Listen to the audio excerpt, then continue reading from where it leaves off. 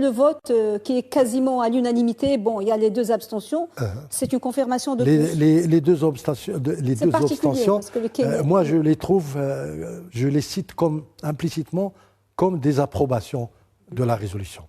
Parce qu'ils auraient pu être contre, n'est-ce pas? Ils auraient pu condamner, comme ils l'ont fait par le passé. Et encore, pour l'histoire du Kenya, il y a quand même un truc incroyable, c'est que le pays, je veux dire, le gouvernement a peut-être s'est abstenu, s'est aligné sur l'Algérie, mais le chef de l'État reste toujours pro-marocain.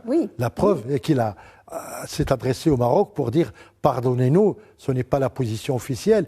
Et donc nous voyons, quant à la Russie évidemment, c'est aujourd'hui son obligation de soutenir le Maroc, comme elle l'a fait il n'y a pas longtemps, en rappelant un petit peu l'accord sur le nucléaire, et qui est un soutien implicite au Maroc.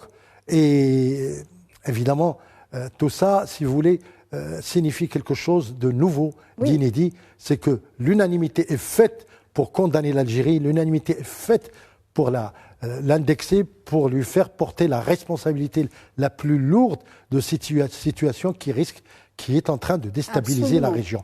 Parce que maintenant qu'on va en parler, c'est quand l'Iran entre en jeu, quand des armes, je veux dire sophistiquées, sont confiées, sont offertes au Polisario par le même Iran, via l'Algérie, ça devient quand même une autre paire de manches.